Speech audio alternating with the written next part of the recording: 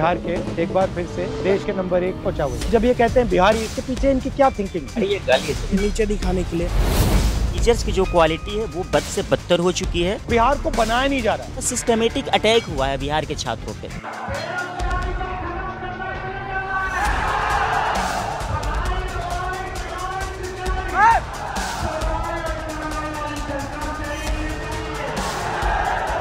इसमें दो राय नहीं है कि बिहार के चुनावों में तेजस्वी यादव और राहुल गांधी मुद्दे पर फोकस्ड हैं। और मुद्दा क्या है?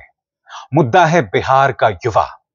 मुद्दा है बिहार के अंदर लॉ एंड ऑर्डर के नाम पर जो अराजकता है।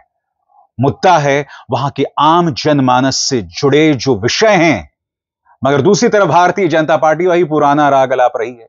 वही हिंदू मुस्लिम, वही मुसलमानों को नमक हराम बताना, वही घुसपैठिया। जबकि जिम्मेदारी घुसपैठियों को लेकर किसकी है?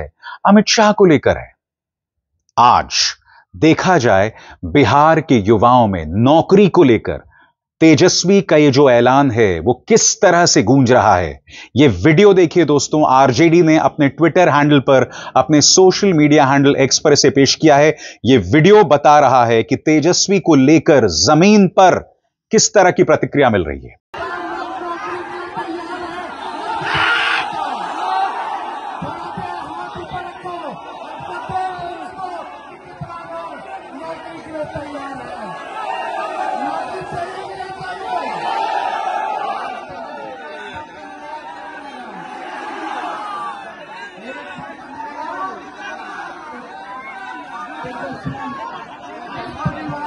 और जैसे मैंने बताया, आज छठ भी है दोस्तों। छठ पूजा भी है। छठ पूजा का अंतिम दिन है और स्वाभाविक सी बात है, तेजस्वी यादव जब युवाओं से जुड़ रहे हैं तो छठ पूजा के मौके पर भी लोगों से प्रार्थना कर रहे हैं कि आप बिहार आ रहे हैं छठ पूजा के मौके पर, वोट देकर जरूर जाइएगा। देखिए अपने गाड़ी में बैठकर उन्हें किस तरह की प्रतिक्रिया मिल रही है।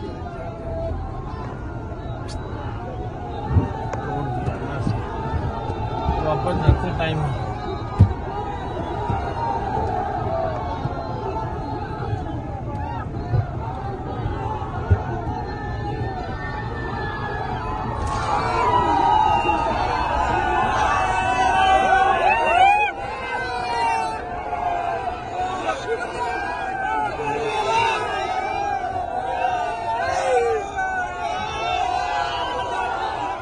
और वो युवाओं के सामने एक नारा भी रखते हैं बकौल तेजस्वी यादव, हमें दीजिए एक मौका, नौकरी मिलेगी पक्का, आपके भरोसे का लगाऊंगा छक्का।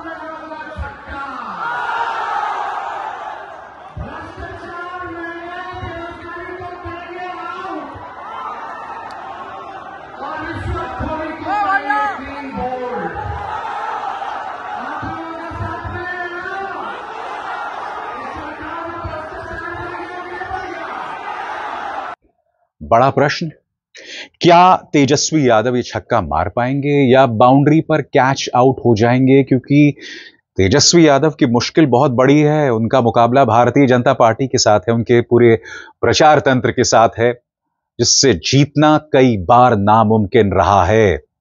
और याद कीजिएगा, पिछली बार 5 साल पहले जब चुनाव हुए थे, तब आखिरी 2 महीनों में उतर के तेजस्वी नंबर 1 पॉलिटिकल पार्टी साबित हुए थे। और जैसे कि तेजस्वी अक्सर कहते हैं कि कम से कम 5 सीटों पर जनता दल यूनाइटेड की जो प्रशासन है या एनडीए का जो प्रशासन है उसने गड़बड़ की थी, जिसकी वजह से वो जीत गए थे। आज वो एक और मुद्दा उठाते हैं जो जनता के दिल के बहुत करीब है कि आपका मुख्यमंत्री कौन है। और यह सवाल इसलिए अहम हो जाता है दोस्तों क्योंकि खुद भारतीय जनता पार्टी के अंदर से लोग कह रहे हैं कि अगर एनडीए जीत भी गई और नीतीश कुछ दिनों के लिए मुख्यमंत्री बने रहे तो ज्यादा से ज्यादा कुछ महीने, उसके बाद उन्हें हटा दिया जाएगा। सबसे पहले सुनिए मुख्यमंत्री के मुद्दे पर तेजस्वी किस तरह से सवाल उठाते हैं। देखिए, साफ बात है, हम लोगों के तरफ से सीएम का चेहरा भी घोषित है और आज हम लोग जो है बिहार के लिए हमारी क्या योजनाएं रहेंगी अगले 5 साल के लिए, यानी जिसको आप तेजस्वी प्रण पत्र भी कह सकते हैं, घोषणा पत्र जो हम लोग आज जो है जारी करेंगे। लेकिन हम तो चाहते हैं एनडीए की तरफ से कि उनका मुख्यमंत्री का चेहरा कौन होगा और उनका घोषणा पत्र अब तक क्यों नहीं आया, उनका विजन क्या है, कैसे वो बिहार को आगे बढ़ाएंगे। अब तक जितनी योजनाएं लाई हैं इन्होंने नकल की है तेजस्वी की, तो इनके पास कुछ अपना करने को कहने को नहीं है बिहार के लोगों को। हम लोग विजन बता रहे हैं, रोड मैप बता रहे हैं, हम लोग क्लियर है कि बिहार को नंबर 1 बनाना है और वो लोग केवल गाली देने में, नेगेटिव पॉलिटिक्स, नकारात्मक पॉलिटिक्स में लगे हुए हैं। तो प्रधानमंत्री की भी भाषा सुनिएगा तो कोई फलदायक भाषा तो बोलते नहीं हैं, केवल नकारात्मक बातें बोलते हैं, लोगों पर झूठा इल्जाम लगाते हैं, यही काम कर रहे हैं। इंतजार कीजिए दोस्तों, क्योंकि मैं आपको बतलाने वाला हूं कि राहुल गांधी किस तरह से युवाओं से मुलाकात कर रहे हैं। उनका यह वीडियो खासा वायरल हो रहा है क्योंकि जैसे मैंने बताया, चाहे तेजस्वी हो या राहुल गांधी, दोनों मुद्दे पर बने हुए हैं, फोकस्ड हैं और उससे हट नहीं रहे हैं। अब हो सकता है कि जनता पर इसका असर पड़े, मगर जब सामने संवेदनशील मुद्दे हों, भड़काऊ मुद्दे हों, तो ऐसे मुद्दे अक्सर गौण हो जाया करते हैं, दब जाया करते हैं। मगर तेजस्वी हो या राहुल, इससे पीछे नहीं हट रहे हैं। राहुल ने किस तरह से संवाद किया युवाओं के साथ कुछ देर बाद, मगर मैं आपके सामने भारतीय जनता पार्टी नेता आरके सिंह का यह बयान पेश करना चाहूंगा। बकौल आरके सिंह, जो कि पूर्व केंद्रीय मंत्री हैं, उनका कहना है अगर नीतीश कुमार सीएम बने तो वे ज्यादा दिन तक मुख्यमंत्री की पोस्ट पर रहेंगे ही नहीं। सुनिए वो क्या कह रहे हैं।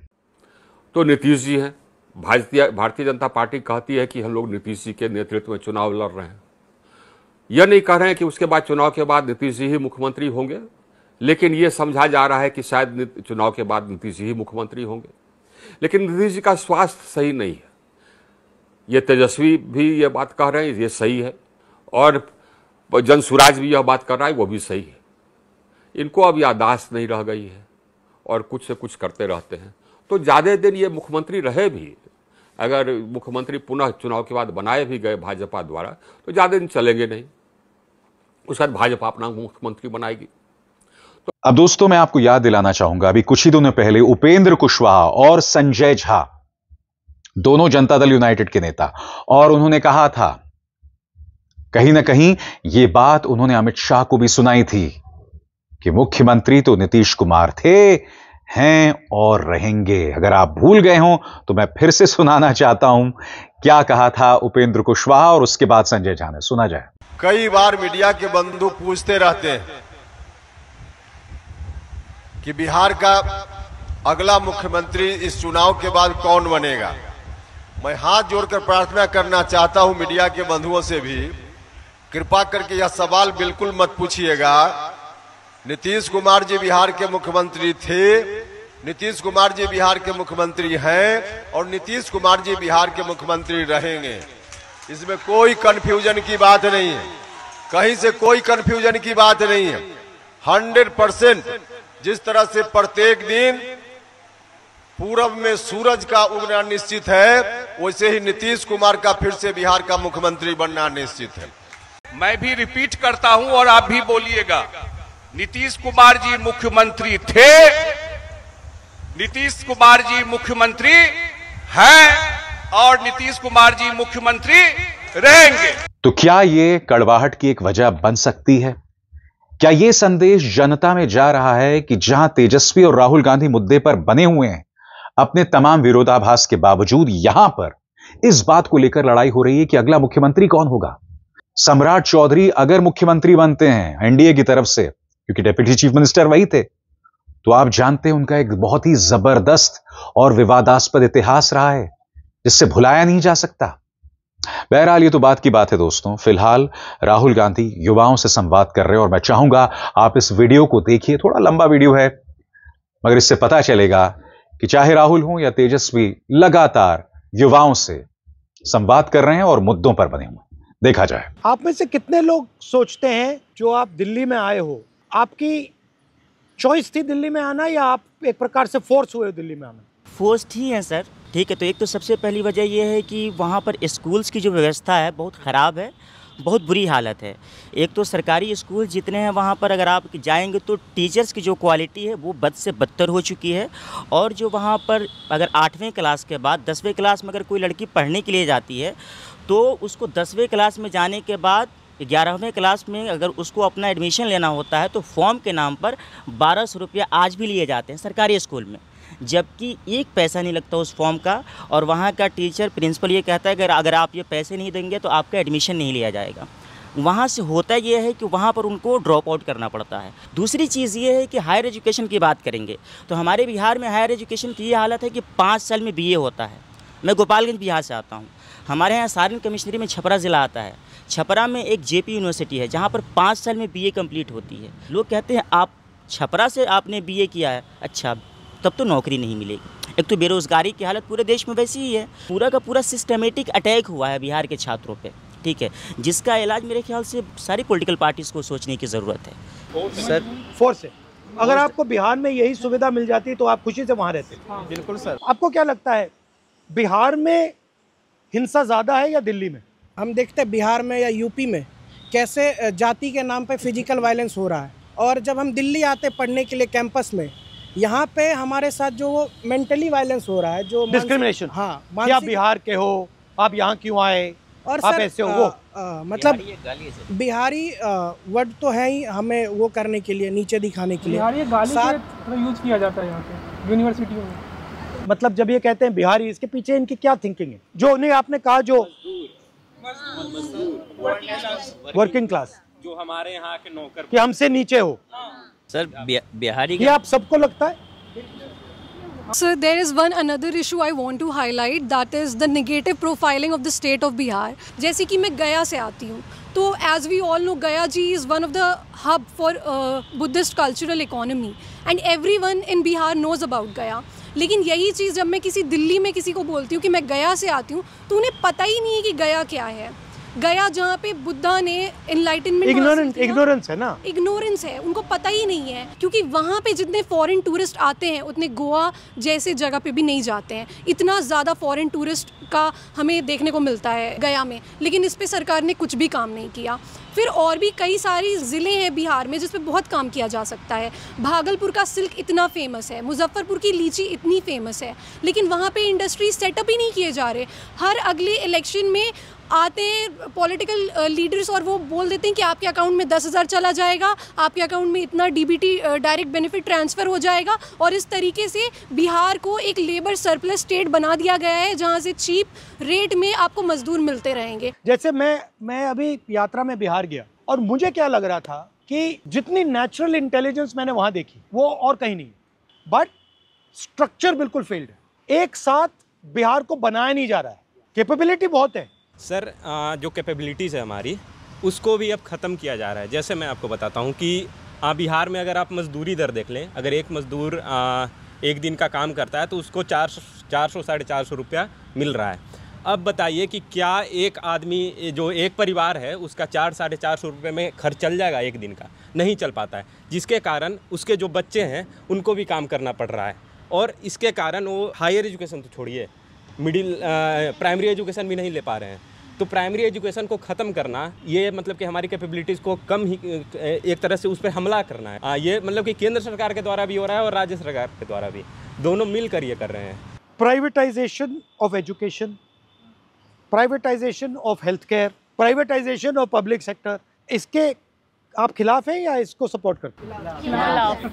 तो आपको लगता है कि सरकार का फोकस एजुकेशन पे, हेल्थ केयर पे, बेसिक इंफ्रास्ट्रक्चर पे होना चाहिए? जी सर, बिल्कुल सर। आपने देखा है कि नेशनल एजुकेशन में 2020 आया, उसने किस तरह हमारी यूनिवर्सिटी को बर्बाद किया है। ऑटोनमस बॉडी बना दिया है। हंसा कॉलेज में शादियाँ होती हैं सर किराए पर, हॉल देके, वहाँ पे ग्राउंड देके। मैं बता रहा हूँ, दिल्ली स्कूल ऑफ जर्नलिज्म जो देश का टॉप यूनिवर्सिटी है जर्नलिज्म का, उसकी फीस सर 80,000 रुपये है। इसी साल CUT के अंदर सर एक OBC समाज का बच्चा जो एंट्रेंस क्लियर कर लेता है CUT का, बट पैसे के कारण केवल एडमिशन नहीं ले पाया। जर्नलिस्ट बनने का मैं सपना उसको छोड़ना पड़ा, और ये प्राइवेटाइजेशन के कारण लगातार हर साल हम लोगों का 5,000-6,000 फीस बढ़ जा रहा है। सर मैं पहला बैच हूँ NEP का, न्यू एजुकेशन पॉलिसी का। मैं हिंदी ऑनर्स कर रहा हूँ। हिंदी को छोड़ के बाकी 4 और सब्जेक्ट पढ़ाएंगे, योगा हो गया, या सावरकर के बारे में पढ़ा रहे हैं। क्या कह रहे हैं उसके बारे में? सावरकर को वीर बता रहे हैं कि फ्रीडम फाइटर थे, भगत सिंह ने उनसे सीखा था, ये सब कुछ बता रहे, एक नायक की तरह उसको दिखा रहे हैं। तो जो आप जिस चीज़ में स्पेशलाइजेशन लेने जा रहे हो, आप पॉलिटिकल साइंस पढ़ रहे हो, पॉलिटिकल साइंस को छोड़ के बाकी जितनी फालतू चीज़ें वो पढ़ाते हैं, फिर हर सेमेस्टर वो चेंज होता है, जिससे कि आपके पास एक डीप नॉलेज मतलब आप बना ना पाओ, और जाके आप सरकार से बार्गेन ना कर पाओ कि मुझे इस सेक्टर में नौकरी चाहिए।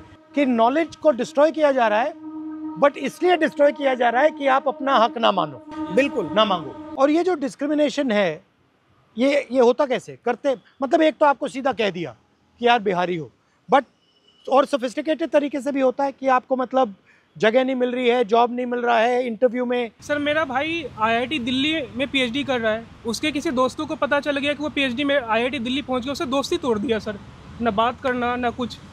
क्यों? क्योंकि तुम IIT कैसे पहुंच गए, तुम छोटे जात के हो, ये रियलिटी है sir. Sir in fact sir PhD में सीट कम हो रहा है, कुछ ही समुदाय का सर एडमिशन हो रहा है, क्योंकि वो RSS से नाम पहले आ जाता है सर।